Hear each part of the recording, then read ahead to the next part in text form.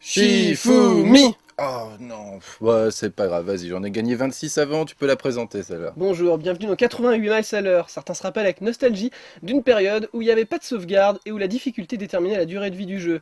Alors des fois certes ça pouvait être très chiant parce que rester bloqué dans une putain de salle à cause d'un trou, d'un piquant, d'un monstre ou d'une énigme et toujours mourir, perdre les vies durement économisées pendant 3 heures de jeu. Enfin, ceci dit, des fois c'était juste à cause d'un simple Shifumi qu'on perdait, donc on pleurait et de toute façon on recommençait résigné, c'était le seul jeu qu'on avait. Ouais, donc il s'agit d'Alex Kidd, un jeu développé par Sega, sorti en 1986 sur cette bécane-là, la Master System, et souvent, vu que c'était un jeu qui était incorporé dans la console, c'était le seul qu'on avait. Voilà. On se voit à la fin de la run. Et franchement, c'est pas top. On se la refait, mais ce coup-ci, bataille de pouces. Ouais, je vais te montrer que j'ai raison moi. Non. C'est une run de Sonic Star et Anger Fist en 13-21, donc de février 2010. Ah, Alex Kidd, Voilà. on vous avait promis un jeu Master System, et puis... Et quel jeu quoi. Là, c'est le plus connu, je pense, de la Master System, tout simplement parce qu'il était livré avec la console. Voilà, et donc là c'est sûr ça va être très très rapide, il y aura pas beaucoup de glitch, donc du coup on va avoir le temps d'apprécier un petit peu tout le jeu. Parce que curieusement c'est un jeu qui est donc ancien, mais il n'y a pas trop de trous dans le jeu. Non, il a été bien programmé, faut croire, à l'époque. Hein. Voilà. Moi, ça me rappelle plein de souvenirs, ce Noël 88. Donc voilà les shops, là, donc c'était ça qui était intéressant dans ce jeu qui était plutôt un 2D aventure plateforme, c'est qu'il y avait un petit côté entre guillemets RPG, parce qu'il y a une petite shop, on chope des items qu'on peut stocker. Voilà, il y a un genre de menu en fait à item. Hein. Alors c'était un peu pas pratique, il fallait appuyer sur pause sur la console, car si vous vous rappelez, la Master System n'a pas de bouton Start ou Select sur sa manette, il fallait aller directement sur la machine, appuyer sur Start. Voilà, et donc, bon, là on a vu la moto, un des véhicules du jeu, bien spoiler, et là voilà, le premier. La grande particularité d'Alex Kidd, c'est quand tu les bosses à coups de Shifumi. De Shifumi, ouais, c'est assez rigolo, sauf quand on perd à cause de ça fait moins rire tout de suite. Voilà. Il fallait juste apprendre par cœur, voilà. Voilà, parce que bon, la chose évidemment, c'est que ils font toujours la même chose, mais tant qu'on n'a pas remarqué ça, et on fait pas forcément attention quand on est petit, parce qu'on était petit à l'époque quand on jouait à ça, et voilà, j'avais 6 ans. on se faisait bouter toutes ses vies, c'est assez énervant. Voilà, et c'est juste deux manches gagnantes et c'est terminé. Bon alors petit détail, comme on voit là, vous avez sûrement l'impression que c'est un peu étrange, ils ne mangent pas des hamburgers et c'est normal, c'est pas la même version. Alors vous vous renseignerez pourquoi il y a des versions avec hamburger et des versions sans. Voilà. Mais là, vu que c'est la version qui est sûrement cartouche et pas directement à l'intérieur de la machine, c'est pour ça qu'on a des petites galettes de riz à la place des hamburgers. Mais ceci dit, c'est quand même plus pratique parce que le riz c'est plus diététique et ça permet de faire un meilleur kung fu. Ah oui, parce qu'on va pouvoir comme ça parler un petit peu de l'histoire d'Alex Kidd, parce que il y a un vrai scénario dans Alex Kidd pour une fois. Comparé à Mario par exemple, qui est un peu simpliste, là il y a un vrai scénario. Il y a une vraie histoire politique. Il se trouve que le roi là c'est aussi le Country of Radaction, mais c'est le Miracle World. Voilà, le roi a disparu. Il y a le tyran Genkan qui a pris le pouvoir. Et donc il faut aller le corriger évidemment pour sauver la population, parce qu'en plus d'avoir kidnappé le roi, enfin du moins c'est ce qu'on présume, il a transformé les différents citoyens en statues. Ah, c'est vraiment donc méchant, c'est pas cool. Ah oui, alors là, vous avez juste un petit détail, vous avez peut-être été surpris qu'il tombe dans l'eau, mais en fait il s'est aperçu que c'était plus rapide de passer par l'eau que d'utiliser le pédicoptère, hein. C'est comme ça que ça s'appelle, voilà, vous voyez, c'est là le pédicoptère, hein. Ça permet de pédaler et de voler, c'est quand même super pratique. Ou gyroplane. Dans le jeu, ils appellent ça un pédicoptère. Moi je préfère... Tu préfères un gyroplane. Voilà. Alors il faut savoir que la roue est invulnérable, on peut pas perdre si on touche quelque chose avec notre petit trou. Non, c'est l'hélice. Le côté, voilà, c'est l'hélice. Si on touche l'hélice par où que ce soit un ennemi ou un mur, on le perd. Alors il est très rigolo. Un boss qui, voilà, on a l'impression qu'on est dans un jeu de combat qui fait des dash avant, il fait point dash avant, cancel. Non mais c'est un ninja, c'est un maître d'art martial. Alors oui, parce qu'Alex Kidd en fait maîtrise un art martial très particulier, qui est celui d'attaquer en faisant grossir ses poings. Voilà. Et alors là, justement, il utilise la ring, qui permet de faire des Hadoken. Voilà. Choses comme ça, hein, donc des petites boules de feu. Je dis pas Hadoken, mais voilà. C'est la même chose. Et donc c'est les petites thunes là, c'est ce qui sert à acheter des choses dans les shops, des fois des rings ou des véhicules. Là on a vu un objet, on n'a pas eu le temps de le voir, c'était la petite boule de cristal avec la boule bleue avec une étoile rouge. C'est ce qui permet de lire dans la main tête des hôtes. Voilà. Ça nous permet d'anticiper un petit peu ce qu'ils vont faire. Alors ça a été utile, mais pas indispensable, parce Non, qu'à la parce qu'en fin, il y a des plus- personnages qui sont tellement rapides que ça ne sert plus à Oui, rien. qui change au dernier moment, donc en plus faut avoir le timing et tout. Donc pour ceux qui n'ont pas fait attention, c'est que les trois, entre guillemets, le bras droit, le bras gauche et le troisième homme de Jankan ont une C'est tête... Janken, je crois. Janken, ouais, ont une tête de ciseau, de pierre et le dernier de feuille, voilà. C'est Ah, juste... vraiment. c'est pas Il y a forcément une évident. unité dans le Non, monde c'est- d'Alex Kidd. C'est très cohérent. Alors chose marrante, c'est qu'au début on a donc un ninja qui maîtrise cet art, on est en haut de notre montagne, on entend l'alerte, donc on arrive pour aider. Et on apprend en cours d'histoire bien entendu qu'on est Le fils du roi, non, ça voilà, c'est on est le logique, prince, hein, voilà. hein, et donc on a le droit de réclamer le trône. Voilà. Et bien évidemment, Janken ne nous laissera pas faire. Donc il a semé des embûches assez délirantes quand même hein, sur votre chemin. Hein, voilà, des niveaux tous plus durs les uns que les autres. C'est marrant qu'on en parlait un petit peu avant. Oui, alors le boss, oui, bah, lui, Ouais, il est carrément sorti de l'écran une fois de plus. Il l'a tué très très vite. Oui, juste pour finir, oui, je sais vraiment que cette histoire était assez impressionnante parce que le jeu est d'une difficulté.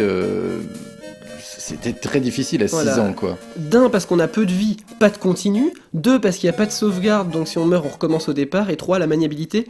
Le gameplay est intéressant, mais il y a des lacunes dans la maniabilité. Autant on peut dire, ce qui est positif, c'est qu'il y a trois nuances de saut. Ouais, Il y a les points, donc on saute pas sur les ennemis comme dans Mario, faut faire très attention.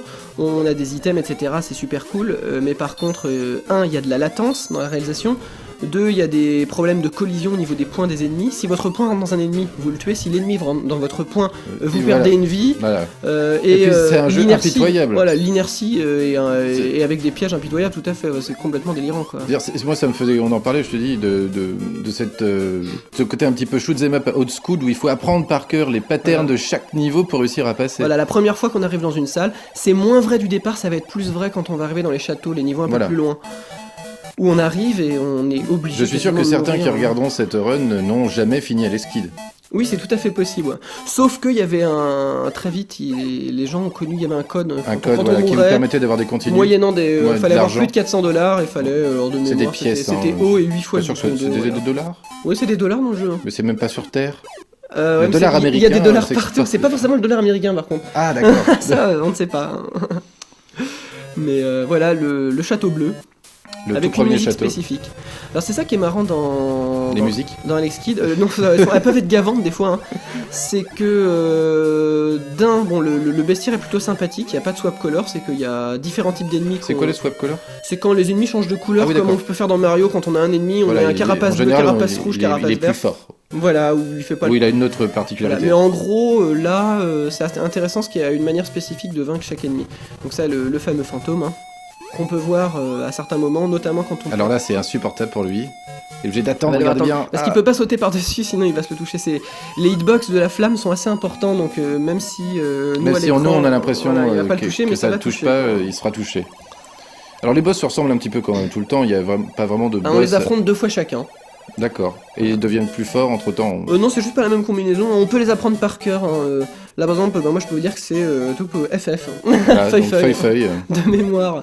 Voilà, c'est toujours les mêmes. Et, Ah oui, c'est ce qu'il faut faire, feuille. Oui, non, bien sûr. D'accord, c'est pas ce que lui va faire, parce que sinon là, ce serait pas de chance. Oui, carrément. Et c'est vrai que moi, quand y ayant joué, c'était le truc qui m'avait le plus gavé au départ, parce que je savais pas que c'était toujours les mêmes combinaisons. J'ai naïvement commencé à jouer au jeu. Ah, par contre, il y a La une petite deuxième évolution. version du boss, voilà. Là, il faut lui taper la tête en plus. Voilà. Donc là, il est vraiment mort, je suppose. Ah oui, là, il est Là, vraiment mort. il a pas fui comme au premier coup. Non. Ah, le château est à une échelle étrange. Voilà. Donc il n'y a pas Oui, besoin de la shop, bon, c'est bon, on y va. Là, on les enchaîne un peu plus, hein, voilà. Donc Alors, Monsieur Ciseau, hein. Tête voilà. de ciseau. Alors des petits points sur le jeu. Donc par rapport à la map qu'on a vu tout à l'heure, ça donne aussi un petit côté RP entre guillemets. Ouais, RPG, oui. Mais par contre, il n'y a pas possibilité de revenir en arrière ni sur la carte ni dans les niveaux, si ce n'est dans les châteaux. Ouais, c'est plus une roadmap un petit peu qu'on Voilà, va suivre, c'est pas vraiment pour Ça donne nous- un peu de corps à l'histoire, c'est tout. Hein. Mais on peut pas revenir en arrière. Et comme dans les niveaux d'ailleurs, ça se déroule. Mais enfin, déjà, sur un jeu de l'époque, avoir une histoire aussi construite, cohérente, dans un univers qui tient la route, moi je trouve que c'est un bel exploit ah de la non, part de c'est- Sega. Parce qu'il faut voir qu'Alex Kidd était un petit peu le personnage pour contrer Mario, hein, même si c'était pas son but, il est devenu un peu la mascotte de Sega après Oupa Oupa, et en même temps, bon, bien sûr, il a été évincé par Sonic quand il est arrivé. Et Mais, il a un peu disparu, d'ailleurs, les jeux d'Alex quasiment Kidd ont disparu à début l'arrivée des de années Mario. 90. À part une ou deux apparitions, il va réapparaître que dans un jeu en 2010, dans un Mario Kart-like là, qui s'appelle Sonic et Sega All-Star Racing. Mais à part une ou deux apparitions très très vagues, il n'y a pas eu de jeu. Parce qu'il y a eu d'autres versions d'Alex Kidd. Plein, en fait. Mais l'arrivée de Sonic l'a tué. Ce qui est très curieux, c'est qu'entre 86 et 90, il y a moult jeux avec Alex Kidd. Pas que des jeux de plateforme, il y a Shinobi World, etc. Il y a BMX Trial, enfin il y en a plein. Voilà, ça... des jeux où un peu justement où il faisait la mascotte. Voilà, exactement. Sur arcade aussi. La bande de Sega. Ouais, Et, de la moto. Voilà, c'est très fort la moto. Par contre, si on la perd, si on se fait toucher une seule fois ou qu'on tombe dans un trou, on perd la moto. Donc c'est très bien, en tout la City Speedrun évidemment.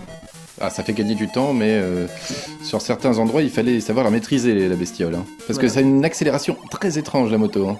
Oui, c'est assez particulier. C'est un freinage très étrange aussi. Ça a une physique complètement... Ah ouais, non, là ça saute, ça fait... Non, mais c'est justifié vu qu'on n'est pas sur Terre. On est dans un monde un peu alternatif, un peu à la Dragon Ball. De toute façon, il y a un peu des colorations, des choses qui se croisent entre Dragon Ball et Alex Kidd, parce que c'est un petit homme singe en fait aussi. Ouais, c'est ça. Avec des longues oreilles, on sait pas trop, des grandes oreilles. On le voit pas trop encore sur le premier opus, mais sur les opus d'après, qui sortent 1 ou 2 ans après, on le voit beaucoup mieux. Voilà, donc ça que là on le voit pas trop, mais on le sait. Est-ce qu'il a une petite copine ? Je crois pas. Non. Mais pas dans les premiers opus. Alors, chose très rigolote, oui, il est parti pour chercher le roi, parce qu'il est pas venu que pour botter Genkan, qui est d'ailleurs, on le précise, d'une certaine manière aussi une allusion à Gengis Khan le Grand, Gengis Khan que vous connaissez ou pas d'ailleurs, vous vous renseignerez. Personnage très intéressant, très sombre. Et ce qui se passe, c'est que... Ah oui. Alors ça, voilà, on est au château... Du coup, j'ai pas dit ce que je voulais dire, mais ça, c'est pas très très grave, parce que là, on a quelque chose de...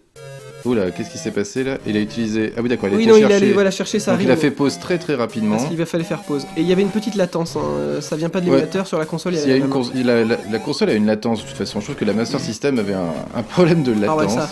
Typiquement, le genre de salle, on arrive la première fois, on meurt, quoi. Donc ça, c'est le côté très RPG du jeu, justement. Il était quand même très original. Chaque niveau est très différent Oui.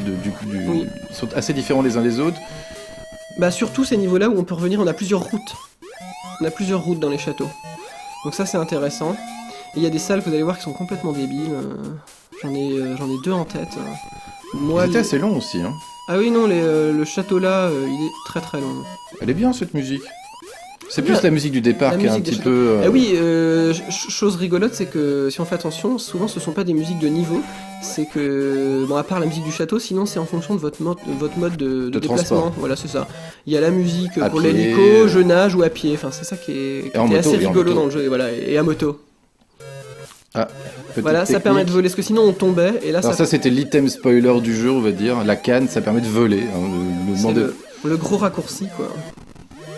Et oui, la chose que je voulais dire tout à l'heure me revient, c'est que là on est parti pour donc lutter contre Genkan et récupérer le roi. Chose marrante, c'est que à la fin du jeu, on ne récupère pas le roi. Ah bon. Il en est pas du tout fait mention. T'as vu ce qu'il a fait là ? Il s'était déguisé en princesse. Ah, il est vraiment... C'est vraiment un quel méchant. vil ennemi. Et alors c'est ça qui est drôle, donc voilà, on est reparti. Bien, on va faire un pierre Genkan, feuille ciseaux. Hein. Parce que Genkan, en fait, c'est un jeu de mots aussi par rapport à... Genkan Pop. Ouais, par rapport à Shifumi écrit en japonais roman. Et donc il a son gros casque et il fait du Shifumi. Celui-là il me fait marrer parce qu'il est quand même plus impressionnant, il pourrait nous rentrer dedans. Et on le voit sur la page d'accueil du jeu. C'est quand même très rigolo qu'on ait le dernier boss sur la page d'accueil du jeu. Voilà, on l'a vaincu, mais forcément... c'est comme tout bon dernier boss, hein. Ah là, il transforme en pierre, hein. On se fait toucher une fois, on est mort évidemment, comme dans le jeu. Hein. Ça va très très vite, hein, du coup. Ah non, ah si, ça va. J'avais souvenir qu'il était un peu plus long. Oui, bah non. Voilà, on est dans tout l'assisted speedrun, on le dira chez jamais. Hein. Fait pas bon être un boss dans un tout l'assisted voilà, speedrun. là on va arriver à la salle mythique, la fameuse salle où beaucoup de joueurs croient avoir fini le jeu parce qu'ils ont vaincu le dernier boss. Ils arrivent à cette salle et ils vont perdre toute leur vie. Parce que, voilà, on a un code qui est très très complexe. Il faut faire 10 carreaux dans le bon ordre. Voilà, c'est quand même assez délirant, quoi. Il faut faire 2 fois chaque symbole dans un ordre. Alors si vous avez la réponse à comment on trouve le code, parce on s'est cherché, on voit pas où c'est caché dans le jeu. Il y a des indices par rapport, c'est parsemé en fonction de l'ordre dans lequel... Et c'est complètement délirant le faire. Tu as 6 ans, tu joues à Alex Kidd, déjà tu arrives à la fin, c'est miraculeux. Ah non, c'est miraculeux, c'est complètement délirant, quoi. Et là, on te pose cette question-là, mais franchement, même un hardcore gamer ne trouverait pas. Ouais. Est-ce que ces gars, à l'époque, avaient réfléchi que c'était des enfants qui jouaient avec leur jeu ? Alors ce qui serait rigolo, c'est dans les commentaires, n'hésitez pas à dire objectivement si à l'époque vous aviez fini Alex Kidd sans les continues. Parce que cette salle-là, cette énigme de fin est monstrueuse, et il y a 2 salles dans le château de Jenkins qui sont complètement débiles avec la salle où on nage, quoique là il a pris la canne, sinon il y a une salle quand on nage avec des piquants qui est complètement débile, qui est invraisemblable. Bon, je sais plus s'il y a un générique dans les skis d'ailleurs. Oh non, ça va être très rapide. Voilà. Ça termine par un game over, c'est gay. Voilà. Bah écoutez, sur ce très beau game over de 53 800 points, on se quitte et puis on vous dit à très bientôt pour une prochaine émission de 88 miles à l'heure. Salut. Salut. Ça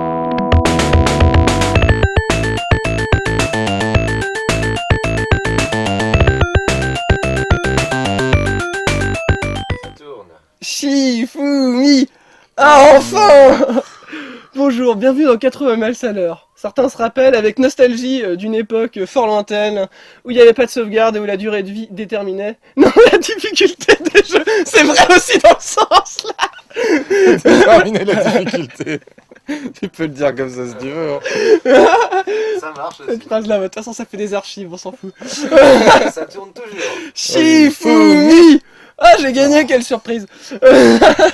Ouais, la première fois en 27 épisodes, allez vas-y, présente. Bonjour, bienvenue dans 80 miles à l'heure. Certains se rappellent avec nostalgie d'une époque où il n'y avait pas de sauvegarde et où la difficulté déterminait la durée de vie des jeux. On pouvait rester des semaines bloqués sur une salle parce qu'on trouvait pas la putain de solution. Il y avait un petit piquant ou un saut mystique, un truc dans le genre. Des fois c'était un simple Shifumi qui pouvait ruiner 3 heures de jeu. Alors on versait des chaudes larmes, mais de toute façon on était obligé de recommencer et résigné parce que de toute façon c'était le seul jeu qu'on avait. Voilà, il s'agit d'Alex Kidd, un jeu développé par Sega et qui est sorti en 1986, que beaucoup d'entre vous ont dû avoir, quel était le seul jeu fourni avec la console. Voilà.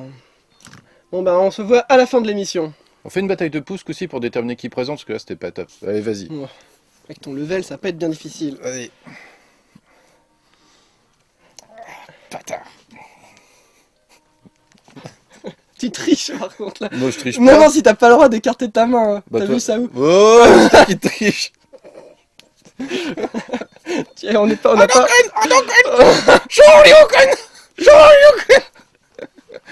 Oh, oh, oh,